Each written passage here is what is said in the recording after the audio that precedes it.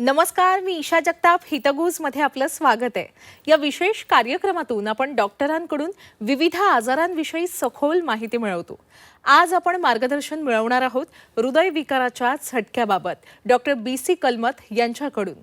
नमस्कार डॉक्टर, कार्यक्रमात आपलं स्वागत आहे। नमस्कार। डॉक्टर BC कलमत हे नामांकित हृदयविकार तज्ज्ञ आहेत। ठाण्यात जे किम्स हॉस्पिटल आहे तिथल्या डिपार्टमेंट ऑफ कार्डियक सायन्सचे ते डायरेक्टर आणि HOD आहेत। हृदयविकारांचं अचूक निदान, आधुनिक उपचार पद्धती आणि आपत्कालीन कार्डियक केअरमध्ये त्यांना प्रदीर्घ असा अनुभव आहे। रुग्ण केंद्रित उपचार, वेळेवर निर्णय आणि प्रगत तंत्रज्ञानाचा प्रभावी वापर ही त्यांची खास ओळख आहे। गंभीर हृदयविकार आणि कार्डियक अरेस्ट सारख्या स्थितींमध्ये असंख्य रुग्णांचे प्राण वाचवण्यात त्यांचं महत्त्वपूर्ण योगदान आहे।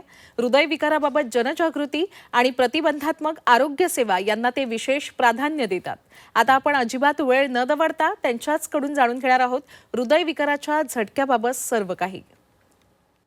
डॉक्टर, सुरुवातीला आम्हाला हे सांगा की हृदयविकाराचा झटका येतो अर्थात कार्डियक अरेस्ट येतो म्हणजे नेमकं होतं काय? हृदयविकाराचे झटका म्हणजे जे सहसा आम्ही इंग्लिशमध्ये कार्डियक अरेस्ट म्हणते, हे मोठी एक ब्रॉड टर्म आहे। त्याच्यात अनेक कारणमुळे होऊ शकतो आणि त्या सहसा हार्ट ते पंपिंग थांबवणं आणि हार्ट ॲक्च्युली म्हणजे इंजिन बंद होणं, जसं तुमचं इंजिन आहे मेन इंजिन, ते सडनली थांबलेत तर काय होईल, गाडी थांबून जाईल। त्या गोष्टी कसं होऊ शकतो, माणसाला तेव्हा सडन हार्ट थांबल्यावर बिलकुल ब्लड पंपिंग जेव्हा रक्त जे पुरट जे सडनली ब्रेन सगळं ऑर्गन्सला थांबल्यावर माणूस त्या जागेवर पडून राहील आणि हळूहळू ते श्वासोच्छ्वास कमी होईल। ह्या गोष्टीला कार्डियक अरेस्ट किंवा हृदयाची झटका म्हणतात। अच्छा, बरं डॉक्टर, हार्ट अटॅक आणि कार्डियक अरेस्ट यांच्यात नेमका काय फरक आहे? फार छान एक क्वेश्चन आहे। खूप लोकांना दोन्ही सेम वाटतं, हृदयाचे झटका आणि हार्ट अटॅक। हार्ट अटॅक एक मेजर कारण आहे कार्डियक अरेस्टचे झटक्याची। अनेक अजून 2-3 कारणमुळं माणसाला कार्डियक अरेस्ट होऊ शकतो, ते झटका मिळू शकतो।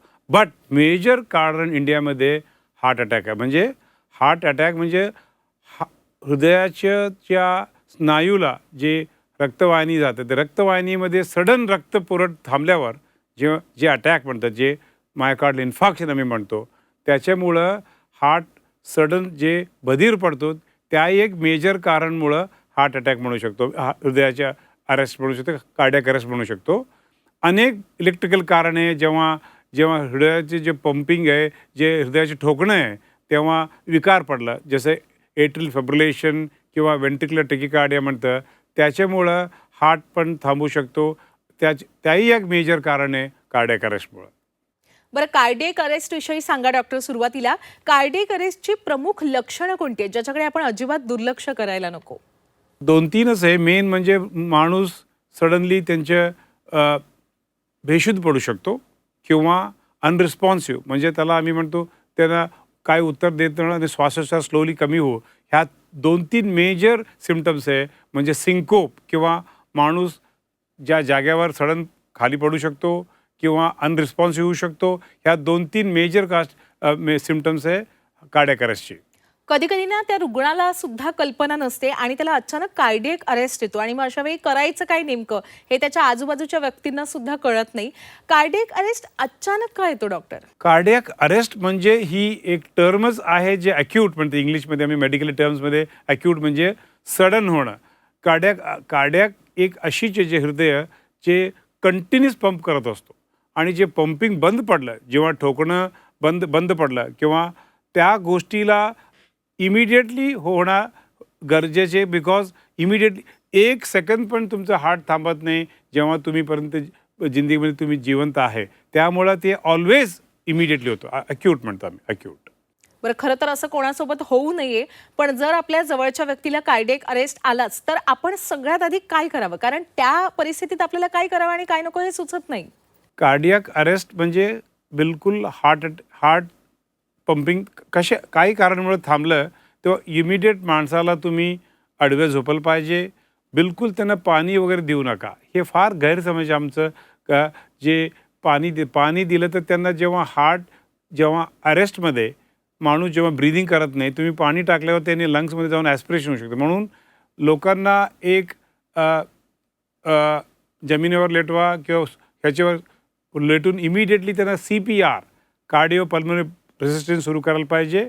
हार्ट आणि पल्मोनरी रेसिस्टन्स म्हणजे हे असे त्यांचं सेंटर चेस्टमध्ये दाबणं CPR. बिकॉज तुम्ही 2 प्रश्न विचारा माणसाला, त्यांनी बिलकुल रिस्पॉन्स देत नाही. ब्रीदिंग तुम्हाला समजतो, त्या श्वासोच्छ्वास कमी होतो, ते बंद पडलं असतं. तुम्ही थोडा एक्सपर्ट असेल तर ते पल्स किंवा कार्डियक पल्स बघून घ्या, कॅरोटेड पल्स. ते काही दोन्ही लक्षण दिसलं नाही, इमिडिएटली तुम्ही दोन्ही हात तुम्हाला धरून त्यांच्या सेंटर चेस्टमध्ये जोरजोराने दाबायला पाहिजे. 1 सेकंदमध्ये 1 मिनिटामध्ये 60 वेळ ते दाबायला पाहिजे. त्याही फार इम्पॉर्टंट आहे. कार्डिओ पल्मोनरी रेसिस्टेशन म्हणजे ही एक मोठ्या गोष्टी आम्ही सगळं खूप लोकांना ट्रेनिंग करतो. अनेक इन्स्टिट्यूशनमध्ये, हॉस्पिटलमध्ये होऊ शकतो, बट हे ऑफिसमध्ये, स्कूलमध्ये सगळ्यामध्ये ट्रेनिंग करतात CPR. बरं, हृदयविकाराच्या झटक्याबाबत जेव्हा जेव्हा बोललं जातं ना डॉक्टर, तेव्हा CPR बाबत खूप ऐकायला मिळतं. हे CPR म्हणजे नेमकं काय असतं आणि ते का इतकं महत्त्वाचं आहे? CPRमध्येच कार्डिओ पल्मोनरी रेसिस्टेशन, हृदयाच्या फुफ्फुसाचं पुनर्जीवन देणं. ज्या माणसाची तात्पुरती हार्ट थांबलेलं असतं आणि गंमत अशी आहे त्यात कार्डियक अरेस्ट काही लोक एक 30-40% लोकांची आम्ही रिवाईव्ह करू शकतो. एक मॅसिव्ह अटॅक असेल किंवा त्यांचं हार्ट एकदम वीक झालं असतं तर त्यांना तुम्ही CPR देऊन पण 15-20 मिनिट देऊन पण काही फायदा होऊ शकत नाही कधी. बट एक ज्या माणसाची इलेक्ट्रिकल सप्लाय वेडेवाके पडलं किंवा हार्ट अटॅकमुळं तात्पुरती इलेक्ट्रिकल डिस्टेबलायझेशन झालं, तेव्हा CPR दिलं तर त्या माणसाला तुम्ही जसं मशीनला किक स्टार्ट म्हणजे सडन दाबून सुरू करू शकतो, त्याला CPR म्हणतं. एकदा माणसाची स्वतःची ठोकणं सुरू झाल्यावर मग तुम्ही त्याला हॉस्पिटलला घेऊन जाऊन पुढचे ट्रीटमेंट देऊ शकता. जर आपण पूर्वी पाहिलं ना डॉक्टर, तर आजारांचा धोका हा केवळ 60 नंतर असायचा, पण आता अगदी लहान बालकांपासून ते तरुणांपर्यंत कोणाला कधी काय होईल याचा खरंच काही आपण अंदाजच लावू शकत नाही. पण तरी सुद्धा आपल्याकडून जाणून घ्यायचंय की कार्डियक अरेस्ट होण्याचा धोका सर्वाधिक कोणाला असतो?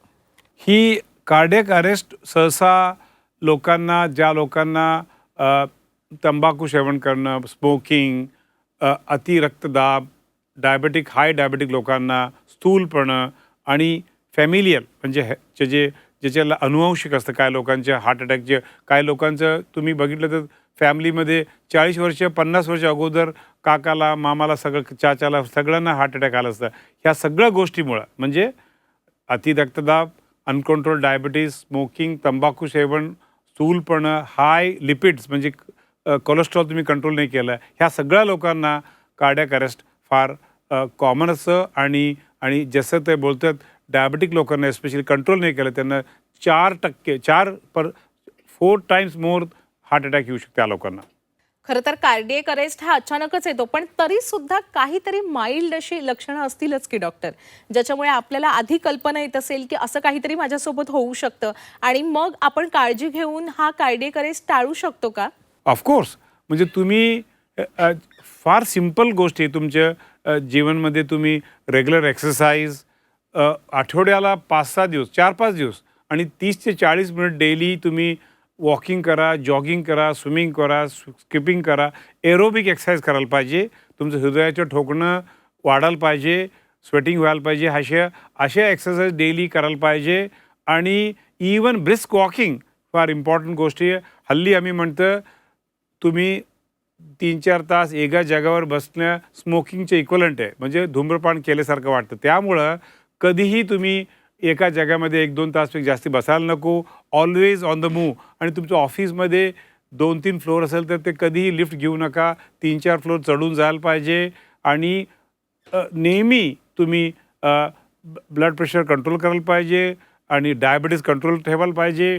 कोलेस्ट्रॉल, ही 4-5 सिम्पल गोष्टी तुमच्या जीवनामध्ये कंट्रोल केलं तर नक्की तुमचं कार्डियक अरेस्ट, मायोकार्डियल इन्फार्क्शन म्हणजे हार्ट अटॅक, या दोन्ही गोष्टी टाळू शकतो. बरं, आता सर्वात महत्त्वाचं डॉक्टर, कार्डियक अरेस्ट आल्यानंतर रुग्ण वाचण्याची शक्यता किती असते? एकदा कार्डियक अरेस्ट आल्यावर ते मेन म्हणजे कार्डियक अरेस्ट कशामुळे आला त्याच्यावर असतो. ज्या लोकांना त्याच काळात हार्ट अटॅक येऊन कार्डियक अरेस्ट झालं तर त्यांचं 50-60% चान्स असतं रिवाईव्ह होणं किंवा इलेक्ट्रिकल सप्लायमुळे झालं तर ते म्हणजे एट्रिल फिब्रिलेशन किंवा व्हेंट्रिक्युलर टॅकिकार्डीमुळे त्यांना पण चान्स असतं. ज्या माणसांनी ज्यांचं हार्ट खूपच पंपिंग लो आहे, अनेक महिन्यापासून त्यांचा हार्ट डिसीज आहे किंवा फार मोठे हार्ट विकार आहे, त्यांना कमी चान्स असतो, बट बाकी लोकांना हाय चान्स असतो. सामान्य नागरिकांना एक गोष्ट ही माहीतच असायला हवी, हृदयविकाराच्या झटक्याबाबत, कार्डियक अरेस्टबाबत अशी कोणती गोष्ट आहे असं आपल्याला वाटतं डॉक्टर? मेन म्हणजे कार्डियक अरेस्ट, जेव्हा लोक cardiac arrest is the terminal म्हणजे शेवटचं जे त्रासदायक प्रॉब्लेम आहे, त्यामुळं आधीपासून तुम्हाला इवन तुमचं 25-20 वयापासून तुम्ही रेग्युलर ब्लड प्रेशर चेक करणं, शुगर चेक करणं, कोलेस्ट्रॉल हे फार लोकांना कळतच नाही. बिकॉज अतिरक्तदाब, blood pressure, high blood pressure, cholesterol, dyslipidaemia, हे दोन्ही गोष्टी, इवन डायबिटीज पण, तिन्ही गोष्टी पहिल्या 3, 4, 5, 6 वर्ष असिम्प्टमॅटिक म्हणजे काही तुम्हाला लक्षण दिसून येणार नाही. मग काही लोकांचे गैरसमज, मला बीपी असलं तर डोकं दुखतो, शुगर असलं तर लघवी वेळेनवेळ व्हायला पाहिजे, ही चुकीचं आहे. लोकांना असिम्प्टमॅटिक, हे सगळं असिम्प्टमॅटिक म्हणजे काही तुम्हाला लक्षण दिसणार नाही 5-6 वर्ष. त्याच्यामुळं खूप लोकांना डॅमेज होऊन जातो. 25 वयानंतर दरवर्षी blood pressure, ECG, sugar, cholesterol check करणं गरजेचं आहे. आठवड्यात 5-6 दिवस एक्सरसाइज करणं गरजेचं आहे. हे सगळ्या गोष्टी केल्या तर तुम्ही अनेक डिसीज तुमचं टाळू शकतो. बरं डॉक्टर, आता जर आपण पाहिलं ना तर कितीही स्वतःची काळजी घ्यायचं ठरवलं तरी वेळ ही अपुरी पडते, कारण सध्याचं आपलं धावपळीचंच हे सगळं जग आहे आणि त्याच्यामुळे पर्यायाने येतो तो आपल्याला ताण, आणि या ताणाचा सर्वात जास्त दबाव पडतो तो आपल्या हृदयावर. ताणतणावाचं व्यवस्थापन करणं किती आवश्यक आहे हृदयाच्या आरोग्यासाठी? अत्यंत आवश्यक आहे. इनफॅक्ट आम्ही पूर्वी ब्लड प्रेशर, शुगर, अतिरक्तदाब आणि कोलेस्ट्रॉल, फॅमिली ही एक मोठे रिस्क फॅक्टर्स आम्ही त्याच्यासोबत आता तणाव एक नवीन रिस्क फॅक्टर आलेले आहे. आणि काही लोकांना बाकी काही मेजर रिस्क फॅक्टर नसताना पण अति तणावामध्ये पण हार्ट अटॅक येऊ शकतो किंवा हार्टच्या आर्टरी आकुंचनमध्ये जाऊ शकतो. आकुंचन जाऊन त्यांना एन्जायना किंवा हार्ट अटॅकसारखा एन्जायना पण होऊ शकतो. ह्याही एक मोठी गोष्ट आहे. त्यामुळं ही सगळं बाकी रिस्क फॅक्टरबरोबर तणाव कंट्रोलमध्ये ठेवून मेडिटेशन करणं, रेग्युलर एक्सरसाइज करणं आणि शांत राहणं फार इम्पॉर्टंट आहे. आपलं इंडिया म्हणजे सबकॉन्टिनेंट, इंडिया, पाकिस्तान, नेपाळ आणि श्रीलंकामध्ये 10 वर्ष अगोदर लोकांना हृदयाचे झटका यायला लागला युरोपियन आणि अमेरिकनपेक्षा. जर ते लोक आमच्यापेक्षा जास्ती नॉनव्हेज खाऊन पण त्यांच्या हृदयाचे झटका आमच्यापेक्षा 10 वर्ष नंतर येतो. ही एक मोठी प्रश्न आहे. ही मेन कारण असं आहे, आपल्याकडे डायबिटीस वाढलेले, स्थूल पण वाढलेले, एक्सरसाइज बिलकुल खूप कमी लोक करतं, धूम्रपान म्हणा, स्मोकिंग, तंबाखू सेवणं, ही 4-5 गोष्टीमुळं आपल्याला हार्ट अटॅक लवकर यायला लागलं, 10 वर्ष अगोदर लवकर यायला लागलं, आणि त्यानुसार हार्ट फेल्युअर पण 10 वर्ष लवकर यायला लागलं. ही एक मोठी कारण आहे आपल्या इंडियामध्ये हृदयाचे झटके लवकर यायला लागले. सहसा आम्ही लोकांना शुगर, डायबिटीज, रक्तदाब, हायपरटेन्शन, कोलेस्ट्रॉल, अनुवंशिकता हे आणि स्मोकिंग हे 4-5 गोष्टी आहे. पण हल्ली तणाव आणि हायपर होमोसिस्टिनिमिया या 2 गोष्टीला आम्ही जास्त लक्ष द्यायला पाहिजे. हायपर होमोसिस्टिन म्हणजे एक विचित्र प्रोटीन असतं आमच्या बॉडीच्या ब्लडमध्ये, ते वाढलं तर तुम्हाला लवकर स्ट्रोक येऊ शकतो. ही एक लक्षात घ्या. आणि तणाव, हे दोन्ही गोष्टी तुम्ही कंट्रोल ठेवायला पाहिजे, नाही तर जास्तीत जास्त हार्ट अटॅक येऊ शकतो. अगदीच. खरं तर डॉक्टर वारंवार हा सल्ला देतात की कितीही तुम्ही बिझी असाल तरी किमान अर्धा तास वेळ काढा आणि व्यायाम दररोज करा. डॉक्टर, आपण काय सांगाल, व्यायाम किती आवश्यक आहे आपलं शरीर सुदृढ राहण्यासाठी? ही एक इम्पॉर्टंट प्रश्न आहे तुमचं. तरुणामध्ये ज्या लोकांनी नियमित एक्सरसाइज न करता सडनली एका दिवशी तुम्ही खूप हेवी एक्सरसाइज करणं, किंवा तुम्ही मॅरेथॉनमध्ये तुम्ही पाहता हल्ली मॅरेथॉनमध्ये लोक कोलॅप्स होऊन पडतं, त्यांचं आधीचे काही टेस्टिंग केलं नसतं. सडनली तुम्ही 20-25 किलोमीटर पळायला सुटलं तर ह्या हार्ट लोड घेऊ शकत नाही, त्यांना हार्ट ॲरिथमिया किंवा हार्ट अटॅक येऊन जाऊ शकतो.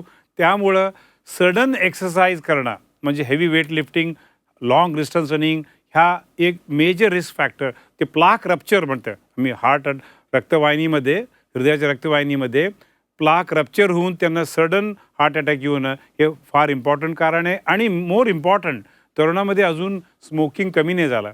ह्या स्मोकिंग एक अशी एक गोष्ट आहे, नॉर्मल आर्टरी, नॉर्मल रक्तवाहिनीमध्ये पण हार्ट अटॅक येऊ शकतो. का? त्यांना सडन थ्रॉम्बोसिस होऊन, रक्ताची गुठली होऊन हार्ट अटॅक येऊन जाईल. त्यामुळं तरुणामध्ये ही स्मोकिंग, कोलेस्ट्रॉल म्हणजे अनियमित खाणं आणि स्ट्रेस, ओव्हरनाईट, लेट नाईट काम करणं आणि अनप्रेसिडेंटेड सडन एक्सरसाइज करणं, ही चारही गोष्टीमुळं लवकर हार्ट अटॅक येऊ शकतो. होय, आता आलेलो आहोत आपण या चर्चेच्या समारोपाकडे. डॉक्टर, जाता जाता आपल्या सर्व प्रेक्षकांना काही मोलाचा सल्ला द्याल?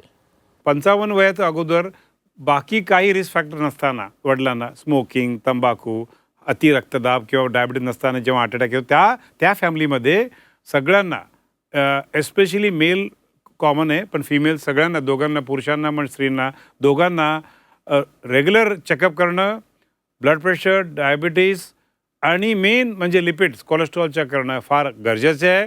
आणि दर वर्षाला 2D इको आणि ट्रेडमिल करणं फार सिम्पल टेस्ट आहे. आणि काही लोकांना तुम्हाला वाटलं तर CT एंजिओ पण करायला पाहिजे. हे फार सोपं आहे हल्ली आणि नॉन इन्व्हेसिव्ह आहे. अगदीच अगदीच. खूप खूप आभार डॉक्टर, आपण आजच्या या कार्यक्रमात सहभागी झालात आणि वेळात वेळ काढून आपल्या सर्व प्रेक्षकांना इतकं मोलाचं मार्गदर्शन दिलं. खूप आभार. धन्यवाद. थँक्यू. नमस्कार. प्रेक्षक हो, आता वेळ झालेली आहे इथेच थांबण्याची. ताज्या घडामोडींसाठी नेहमीच पाहत रहा झी 24 तास.